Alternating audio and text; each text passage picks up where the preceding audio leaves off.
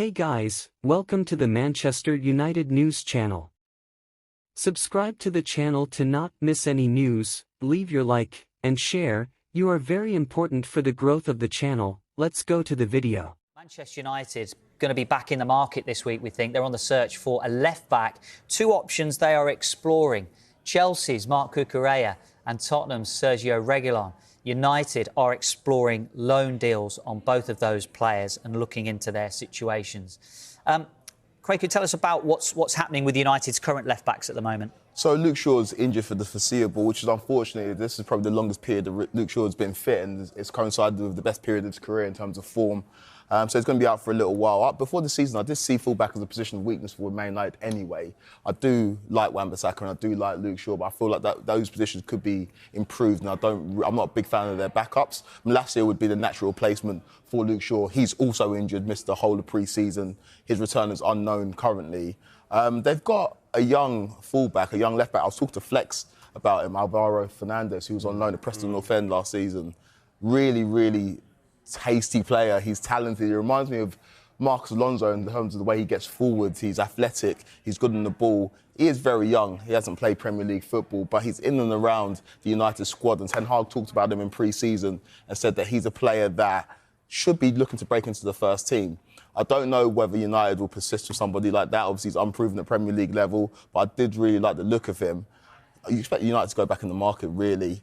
It's for United, it's a difficult situation, though, because their weakness is quite clear for everybody to see. It's midfield, and despite the fact that they won on the weekend, they still do need to bring in reinforcements in that position. So for me personally, I'd like to see Erik Ten Hag coach his way out of this situation in terms of bringing in a makeshift fullback, whether that's Alvaro Fernandez or whether that's playing Dello there for the time being, and use those resources elsewhere. But it does look, it's Manchester United. They're going to go back in the market. I just don't think that's the right thing to do with the limited resources they've got at hand. That's an interesting point you make around utilising the options that they've already got in the squad. And you touched on the issues elsewhere for Manchester United. So do they have bigger problems elsewhere, do you think? It's a weird one, because when you looked at the business that they've done, bringing in Onana, Højlund and Mount, you'd think that they had a good window, and I thought that they did, because they strengthened areas that they needed to strengthen. And then you saw from their first few games areas like Kweku said, where in their midfield it looks like they need some reinforcement,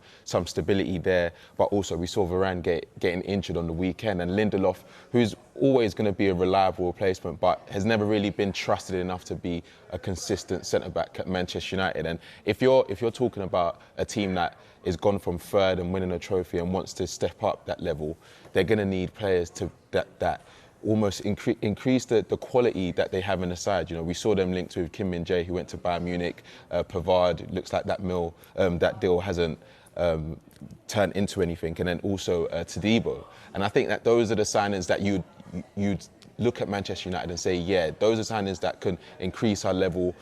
Also, right wing, is that an area that they want to bring in more quality? They've got a few players out there, Anthony, Pellistri as well, but are they really the standard you expect for a Manchester United winger? A lot of United fans will say that Anthony was better on the weekend.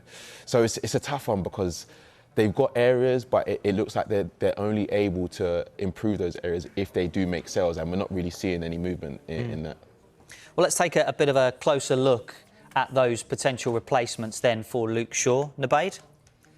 Well, I'm going to take you to the big screen. We're looking at some stats, and I think Manchester United are in this situation at the moment where a left-back is absolutely crucial, because essentially you have Luke Shaw, who plays such a big part in Manchester United's build-up play, and right here we've got Sergio Reguilon, who has been linked his heat map. As you can see, he's a very direct wing-back. He's essentially someone that, under Conte, has certainly played somewhere out here.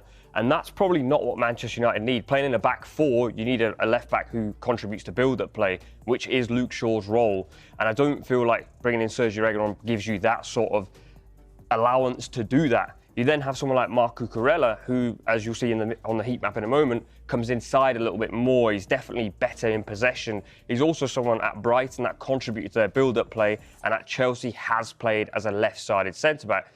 Now, there were periods where Ten Hag reverted to Shaw as a centre-back and occasionally a left-sided centre-back. But for the most part, what you want from your left-back is something like this, but also have the ability to do that as well. That is what Cucurella can do. and that brings him potentially a little bit closer to maybe what Luke Shaw's heat map looks like.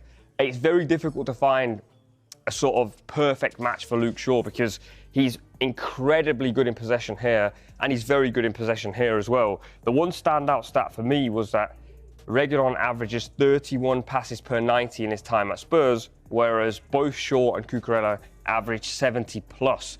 Now, as I say, Manchester United want to build up from that left-hand side. That's why Luke Shaw is a massive blow, whereas someone like Reguilon, you bring him in and you have to change your style of play. You no longer have a left-back that wants the ball or wants to play. He essentially wants to bomb on and try and create chances. Now, I'm not saying Ten Hag won't do that, but I feel like if you're looking for a Luke Shaw out-and-out replacement, Cucurella's profile matches a little bit better. Now, I've got two Chelsea fans with me, so I'm going to ask them. Chelsea fans here, is Cucurella one of these players that still has got it in him to come into Manchester United and do the job?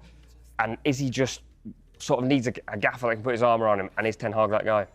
It's unfortunate for Cucurella. He's not top of the list in terms of Chelsea fans' favourite players. And it's not been a great season for him. Of course, he was linked with Man City before Chelsea signed him. So Pep Guardiola saw something in him. And I think that's probably why Chelsea jumped and paid all that money for him. And it's not been comfortable. At Brighton, you saw him play more in a back three, the left-sided centre-back in the back three. Similar positions to what Levi Colwill played last season. Gave him licence to bomb on. At Chelsea, he's played a lot of times in the back four and it's not suited him. And I remember one game last season, it was West Ham away from home. Mudryk was playing on the left-hand side and every time Cucurella would get the ball, he wouldn't open up his body and look outside, the West turn inside, which suggests a player that's lacking confidence. He's not looking to progress the ball, he's looking to play the safe and easy option. I think maybe if he has a fresh start at a new club, you can see the best in Cucurella because there's no doubt about it. What we saw at Brighton was a special player who looked like he was on his way to the top, just hasn't worked out for him at Chelsea. There's already a relationship there as well between Chelsea and Manchester United this summer in terms of doing business. They've shown they will sell, Chelsea will sell or do business with supposed rival clubs. Yeah, but I think a loan deal, I don't know if that is realistic in terms of, you know, you're strengthening a direct rival or with a loan deal. Obviously, you probably wouldn't be able to play against us, but I think for Cucurella, it is unfortunate, like Kweku said, when Chilwell's fit, he's going to start. So even if, you know, he was at the top of his game, you know, Chilwell's vice captain, he's always going to get those minutes. So he's not really going to get the freedom to almost improve. And I'm not counting him out because of last season, because a lot of Chelsea players didn't really perform to their standard. But I think he definitely needs minutes, whether it's going to be on loan to Manchester United. I don't know. I don't see that happening. I don't know why you would, if you're Chelsea, United are potentially competing with you for top four, and they are in big trouble. They do not have a left back. You cannot then give them an option, in my opinion. You can't then go, we'll give you a little fix for the time being just because we need to get him off our books. You may just, I know Cucurella isn't at the moment first choice for Chelsea, but you might just be giving United the fix just to get them over the line.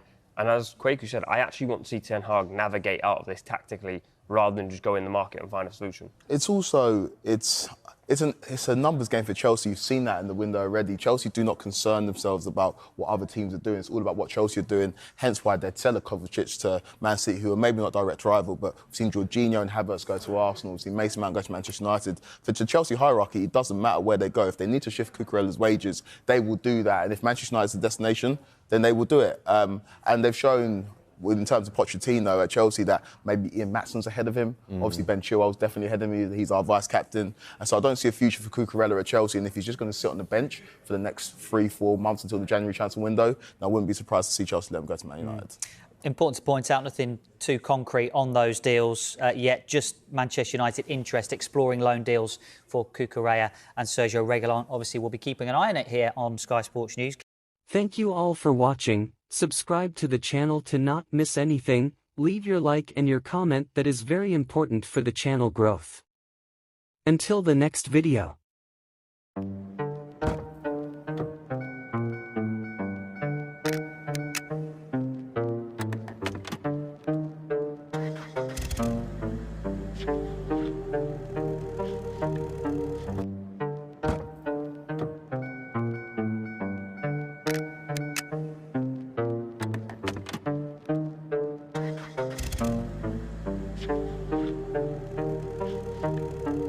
Forever is the strangest thing. It's shorter than